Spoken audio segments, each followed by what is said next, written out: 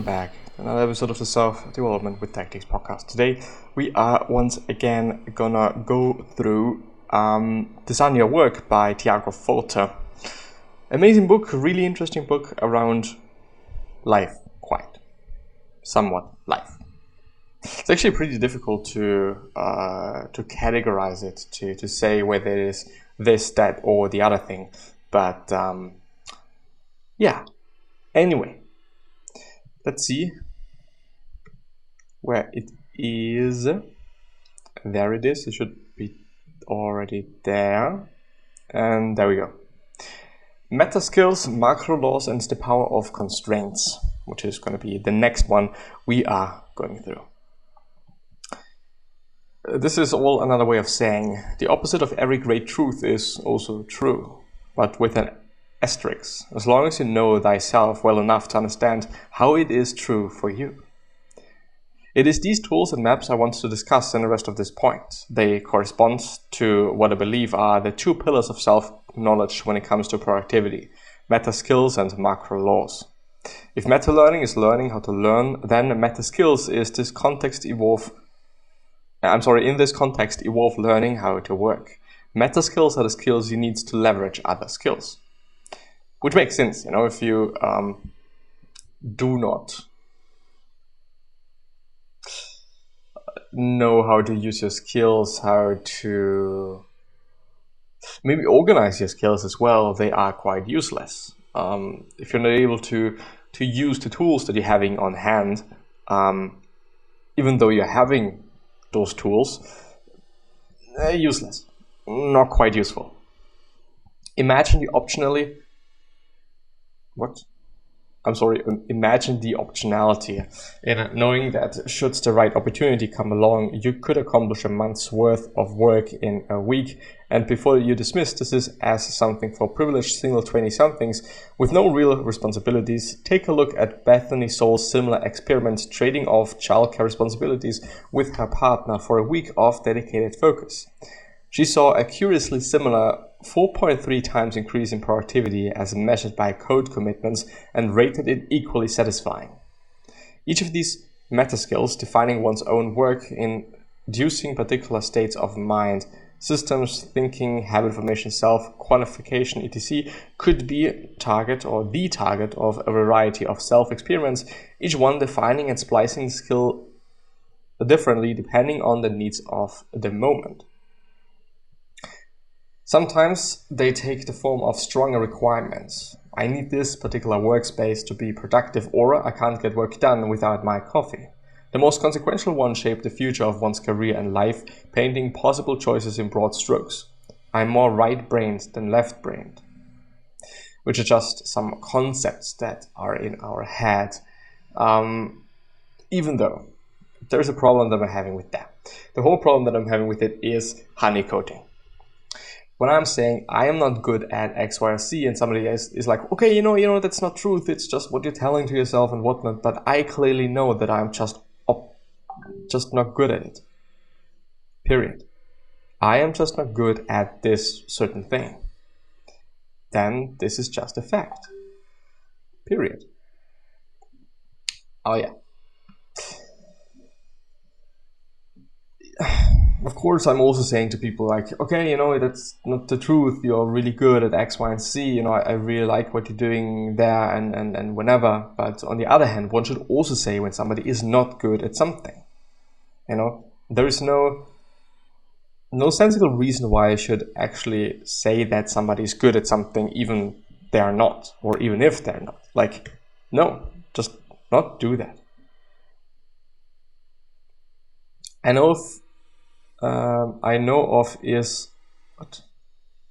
Buster Branson's wonderful book of beliefs. He lists his meta-beliefs, perceptions, opinions, and predictions in the form of an annually updated open source GitHub repository. I gotta check that out then. A constraint that 1 minute helps you focus and the next minute blinds you to an opportunity. A constraint that in one situation saves you from risk, in another situation limits your possibilities. This is why the skill of constantly formulating, discarding, testing, and refining macro laws may be the most meta productivity skill of all. I'm borrowing the term macro law from John Holland's paper on emergence, in which he provides a fascinating historical example illustrating how difficult it is to formulate them. Likewise, self-discovery is more than simply accumulating accurate descriptive facts about oneself. The goal is to define the direction of further study by picking out a range of situations that occur frequently or evolve possibilities that lever the system onto new paths.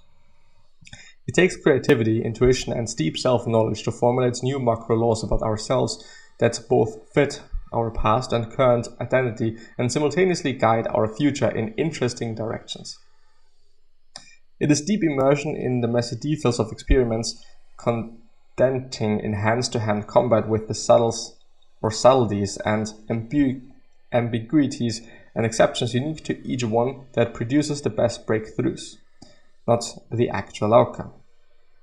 The paper's Statistical Interference for Individual Organism Research, Mixed Blessing or Curse, argues that the introduction of inferential statistics into the field of experimental psychology in the 1970s not only fails to produce breakthroughs as one might accept or expect, but actually held the field back. The explanation offered is that in the old days, researchers had to create experimental controls, finely tuned counterbalances to independent variables. This process, while tedious and time-consuming, produced great insights. The purpose is to work themselves out of a job by helping you internalize the dynamics that generate high performance, such that you no longer need external support. Perhaps not the best business model, but it's been remarkably successful. By this standard, who had any idea what 10,000 steps felt like before? There is a common thread uniting both meta skills and macro laws, the power of constraints. Meta skills are constraints on how you work. The better leverage your knowledge, intelligence, time, people, and other resources. Macro laws are constraints on what you work on, limiting your search space to a distraction. Most constraints on what you work on, limiting your search space to direction most likely to be fruitful. There's just one problem. How can something that's literally not there have any effect on the material world? How can constraints have power?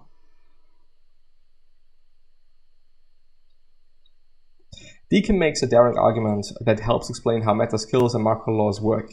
He argues that emergent phenomena are not more than the sum of their parts. They are less than the sum of their parts. In other words, emergence is defined by what is not there, by constraints. This could explain why reductionist analysis don't work in explaining consciousness or any other emergent phenomenon. What doesn't exist has no parts. Deconstruct the experience of mind into its components and you dissolve the very relationship that give rise to it, and are left with nothing. Nothing magical or mysterious is added to the threads to make it a rock, yet you could individually replace each thread and still have the same rock. It is the connection geometry of the system, the way that constraints interact at different levels that produce the emergent rock. This geometry has great causal power, but is not something material. Is there any better definition of productivity? We learn meta skills to perform higher leverage work, but the best source of leveraging is creating new constraints, new macro laws. These macro laws channel our energy more efficiently, giving us the surplus resources to acquire yet more skills. Improving one's productivity is not a self-organizing process, but a self-simplifying one. You would also like notes on X, Y, and Z. The CIO's Guides to Breakthrough Portfolio Project Management by Michael Hanman. The War of... let's actually check out this GitHub thing that he mentioned before. And I don't know if you can see that, but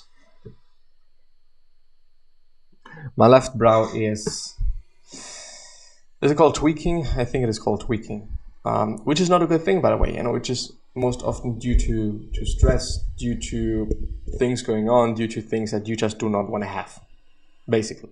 But, yeah. No Whippets. Buster Benson's wonderful book.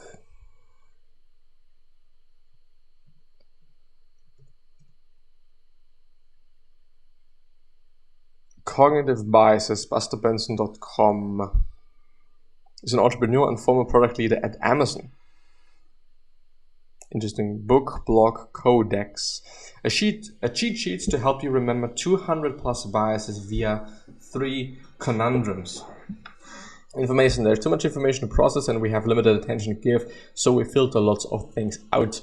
Noise becomes signal. The downside, we don't see everything. Some of the information we filter out is actually useful and important, or would be actual useful and important. Why are we yelling? The art of productive disagreement.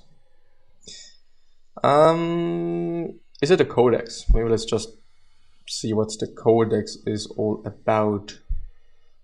What is this document? This is a public living dying document that I created as an experiment one Sunday in April of 2012 and has been revised at least yearly ever since.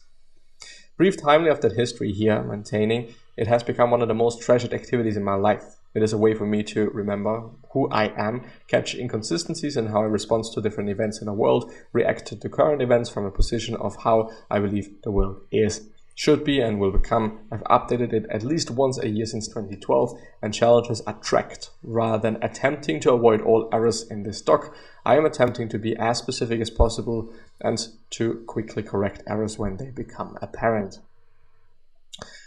What do the emoji symbol mean? I believe about information, I believe about personal values, I believe with high confidence. Beliefs by topics, aliens. I see. Aliens. Artificial intelligence. Machines will eventually become more intelligent than humans are today. High confidence and a belief of information. Yeah, that's nice. Machines will make humans more intelligent than we are today. Cognitive biases. Every single person, including myself, has many implicit associations that leads to bias that they can't fully eradicate in themselves. It is more effective to accept that fact and account for it by being transparent about it than to try to hide it. There's actually more context to it. This belief triggers some anxiety when challenged. We are susceptible to many cognitive biases and logical fallacies because our brains require them to get any thinking done within our constraints of time and energy. Can you actually see this? Yes, you can. The sensation of consciousness is real, but beyond that is tough to say. Free will exists within constraints in the same way a goldfish has freedom and autonomy within its fishbowl. And so on and so forth. There's also a blog. So let's see what this blog is about. So maybe it is good. Blogging. What is blogging in 2020? Oh, look, a book. How to write a book very slowly. 43, all in and with the flow. I've been doing a review of my life every year around my birthday. You can last year's reflection about digging deeper and the other 12. The primary formative event of my last year was changing careers and re-entering the world of independent creator living. Very interesting. Amazon, Twitter, Slack, Patreon, Rickshaw.